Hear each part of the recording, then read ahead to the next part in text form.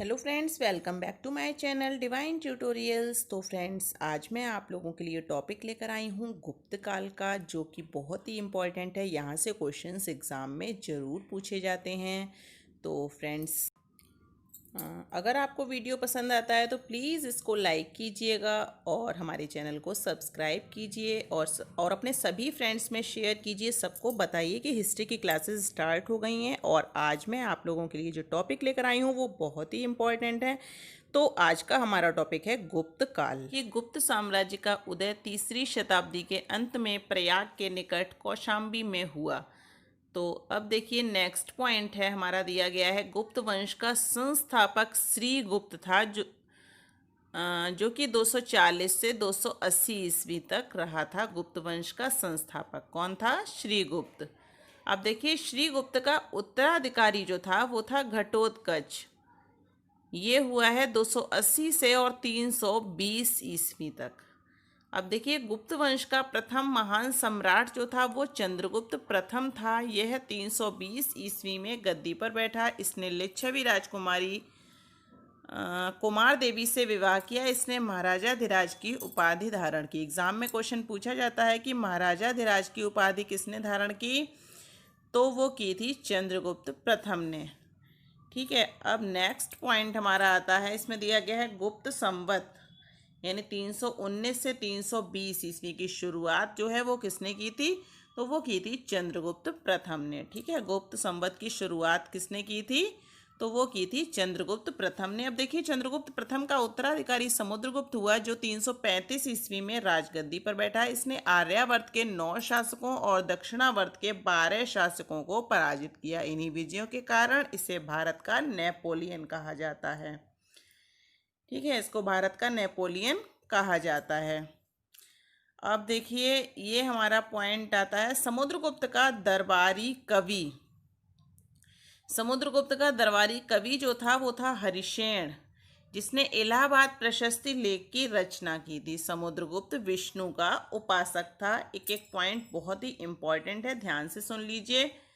तो देखिए, समुद्रगुप्त जो था वो था विष्णु का उपासक। इसके बाद देखिए, समुद्रगुप्त ने अश्वमेधकर्ता की उपाधि धारण की। समुद्रगुप्त संगीत प्रेमी था। ऐसा अनुमान उसके सिक्कों पर उसे वीणा वादन करते हुए दिखाया जाने से लगाया गया है। यानी कि संगीत प्रेमी जो था वो जो है किस अनुमान पर लगाया गया है, तो देखिए, सिक्कों पर उसे वीणा वादन करते हुए दिखाया जाने से लगाया गया है। समुद्रगुप्त ने विक्रमंक की उपाधि धारण की। इसे कविराज भी कहा जाता था। समुद्रगुप्त का उत्तराधिकारी चंद्रगुप्त द्वितीय हुआ, जो 380 ईस्वी में राजगद्दी पर बैठा। अब देखिए, चंद्रगुप्त द्वितीय के शासनकाल में चीनी बौद्ध यात्री फाहियान भारत आया था। एग्जाम में क्वेश्चन ये जो आता है, मतलब किस तरीके से पूछा जाता है कि चीनी बौद्ध यात्री जो फाहियान है वो किसके शासनकाल में भारत आया, तो वो हो जाएगा चंद्रगुप्त द्वितीय के शासनकाल में। तो अब देखिए, इसमें नेक्स्ट पॉइंट दिया गया है, शकों पर विजय के उपलक्ष्य में चंद्रगुप्त द्वितीय ने चांदी के सिक्के चलाए। अब दिया गया है, इसमें पॉइंट हमारा आता है, चंद्रगुप्त द्वितीय का उत्तराधिकारी कुमारगुप्त प्रथम हुआ। अब देखिए, नालंदा विश्वविद्यालय की स्थापना जो थी वो किसने की थी, तो वो की थी कुमारगुप्त ने। ठीक है, नालंदा विश्वविद्यालय की स्थापना की थी कुमारगुप्त ने। और कुमारगुप्त प्रथम का उत्तराधिकारी स्कंदगुप्त हुआ था। और अब देखिए, स्कंदगुप्त ने गिरनार पर्वत पर स्थित सुदर्शन झील का पुनरुद्धार किया। स्कंदगुप्त ने पर्णदत्त को सौराष्ट्र का गवर्नर नियुक्त किया। स्कंदगुप्त के शासनकाल में ही हूणों का आक्रमण शुरू हो गया। और अंतिम गुप्त शासक जो था वो था विष्णुगुप्त। गुप्त साम्राज्य की सबसे बड़ी प्रादेशिक इकाई देश थी, जिसके शासक को गोपना कहा जाता था। एक दूसरी प्रादेशिक इकाई भूक्ति थी, जिसके शासक उपरिक कहलाते थे। उपरिक। अब हमारा आता है नेक्स्ट पॉइंट, देखिए, भूक्ति के नीचे विषय नामक प्रशासनिक इकाई होती थी, जिसके प्रमुख विषयपति कहलाते थे। पुलिस विभाग का मुख्य अधिकारी दंडपाशिक कहलाता था। पुलिस विभाग के साधारण कर्मचारियों को चाट एवं भाट कहा जाता था। अब हमारा पॉइंट आता है, प्रशासन की सबसे छोटी इकाई जो थी वो थी ग्राम। प्रशासन की सबसे छोटी इकाई ग्राम थी और ग्राम का प्रशासन ग्राम सभा द्वारा संचालित होता था। ग्राम सभा का मुखिया ग्रामी कहलाता था एवं अन्य सदस्य महत्तर कहलाते थे। अब देखिए हमारा पॉइंट आता है, ग्राम समूहों की छोटी इकाई को पेट कहा जाता है और गुप्त शासक कुमारगुप्त के दामोदरपुर ताम्रपत्र में भूमि बिक्री संबंधी अधिकारियों के क्रियाकलापों का उल्लेख है। फिर देखिए पॉइंट हमारा आता है भू राजस्व, यानी भू राजस्व जो है कुल उत्पादन का 1/4 भाग से 1/6 भाग हुआ करता। तो अब हमारा नेक्स्ट पॉइंट आता है, सिंचाई के लिए रहट या घंटी यंत्र का प्रयोग होता था। श्रेणी के प्रधान को ज्येष्ठक कहा जाता था। गुप्त काल में उज्जैन सर्वाधिक महत्वपूर्ण व्यापारिक केंद्र था। गुप्त राजाओं ने सर्वाधिक स्वर्ण मुद्राएं जारी की। इनकी स्वर्ण मुद्राओं को अभिलेखों में दीनार कहा गया है। कायस्थों का सर्वप्रथम वर्णन याज्ञवल्क्य की स्मृति में मिलता है। जाति के रूप में कायस्थों का सर्वप्रथम वर्णन ओशनम स्मृति में मिलता है।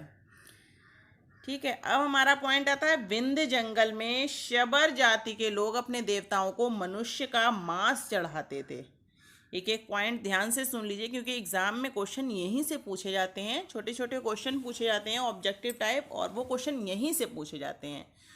तो देखिए अब हमारा पॉइंट दिया गया है, पहली बार किसी के सती होने का प्रमाण 510 ईस्वी के भानुगुप्त के एरण अभिलेख से मिलता है, जिसमें किसी भोजराज की मृत्यु पर उसकी पत्नी के सती होने का उल्लेख है। अब आता है हमारा, देखिए गुप्त काल में वेश्यावृत्ति करने वाली महिलाओं को गणिका कहा जाता था। वृद्ध वेश्याओं को कुटनी कहा जाता था। अब पॉइंट हमारा आता है, गुप्त सम्राट वैष्णव धर्म के अनुयायी थे तथा उन्होंने इसे राजधर्म बनाया था। विष्णु का वाहन गरुण गुप्तों का राज चिन्ह था। गुप्त काल में वैष्णव धर्म संबंधी सबसे महत्वपूर्ण अवशेष देवराष्ट्र यानी जिला ललितपुर का दशावतार मंदिर है। यह बेतवा नदी के तट पर स्थित है।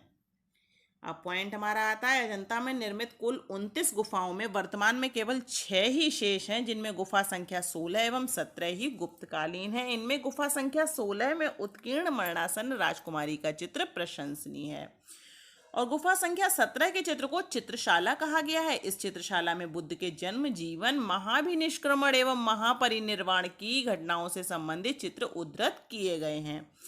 और अजंता की गुफाएं बौद्ध धर्म की महायान शाखा से संबंधित हैं। गुप्त काल में निर्मित अन्य गुफा बाघ की गुफा है, जो बाघ जिला धार मध्य प्रदेश नामक स्थान पर विंध्य पर्वत को काटकर बनाई गई थी। चंद्रगुप्त द्वितीय के शासनकाल में संस्कृत भाषा का सबसे प्रसिद्ध कवि कालिदास थे।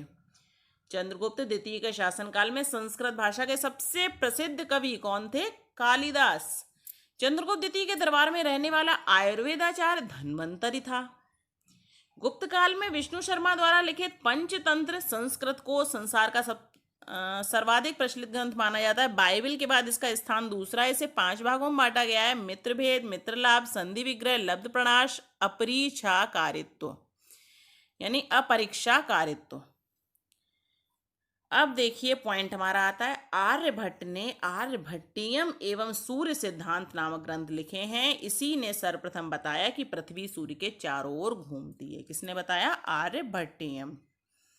यानी आर्यभट्ट ने बताया कि पृथ्वी सूर्य के चारों ओर घूमती है। और इसने कौन कौन से ग्रंथ लिखे? आर्यभट्टियम और सूर्य सिद्धांत। चंद्रगुप्त द्वितीय के दरबार में रहने वाले प्रमुख विद्वान वाराहमिहिर, धन्वंतरि, ब्रह्मगुप्त आदि थे। पुराणों की वर्तमान रूप में रचना गुप्त काल में हुई। इसमें ऐतिहासिक परंपराओं का उल्लेख है। अब देखिए, संस्कृत गुप्त राजाओं की शासकीय भाषा थी। गुप्त काल में चांदी के सिक्कों को रुपया कहा जाता था। याज्ञवल्क्य, नारद, कात्यायन एवं बृहस्पति स्मृतियों की रचना गुप्त काल में ही हुई। अब देखिए पॉइंट हमारा आता है, मंदिर बनाने की कला का जन्म गुप्त काल में ही हुआ। त्रिमूर्ति की अवधारणा का विकास गुप्त काल में ही हुआ। गुप्त काल लौकिक साहित्य की सर्जना के लिए स्मरणीय है।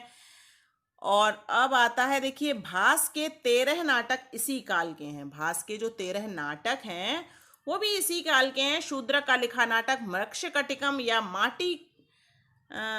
माटी की खिलौना गाड़ी, जिसमें निर्धन ब्राह्मण के साथ वेश्या का प्रेम वर्णित है, प्राचीन नाटकों में सर्वोत्कृष्ट माना जाता है। कालिदास की कृति अभिज्ञान शाकुंतलम राजा दुष्यंत एवं शकुंतला के प्रेम की कथा प्रथम भारतीय रचना है जिसका अनुवाद यूरोपीय भाषाओं में हुआ। ऐसी दूसरी रचना है भगवत गीता। सांस्कृतिक उपलब्धियों के कारण गुप्त काल को भारतीय इतिहास का स्वर्ण युग कहा जाता है।